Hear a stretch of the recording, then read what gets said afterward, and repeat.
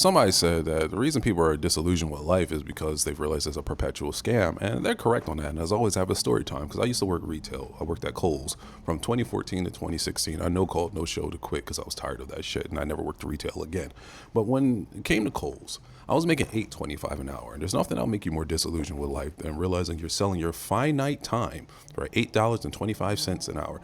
Where if you work 40 hours a week, you're not even making $400. It's like $330 gross profit, which or gross income, which is like ill.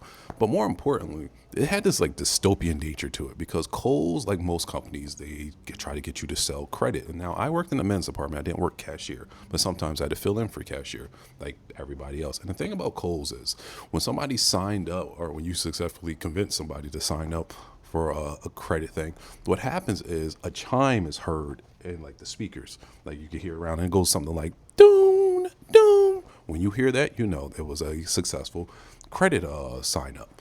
Now the thing about that is there's credit goals.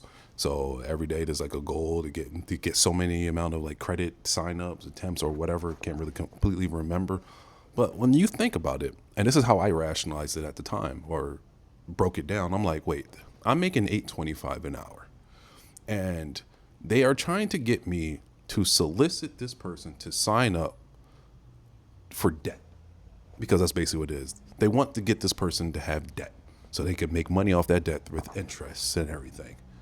And I'm doing this while only making $8.25 an hour. And if I do this, I get a beep, praise, and 20 extra cents. I'm not doing this shit.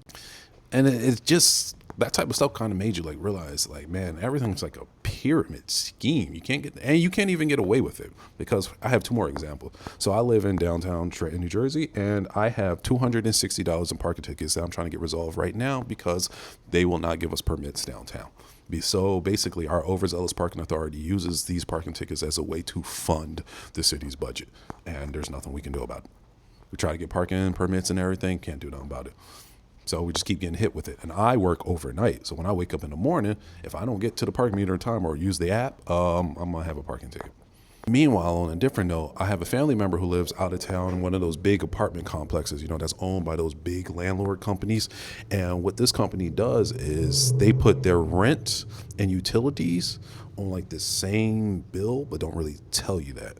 So if you don't pay attention to your bill, and this has happened to a few people, you could suddenly find yourself ending up in eviction because you paid your rent, but you didn't pay the extra that came on the utilities, but you didn't realize they were stacked together. And now you got to rush and get that out the way, or they're going to take that money, evict you, and throw somebody else in there and do the same thing to them. Stuff like that is why people's disillusioned with life, because it's just, you can't escape everything trying to make money off you.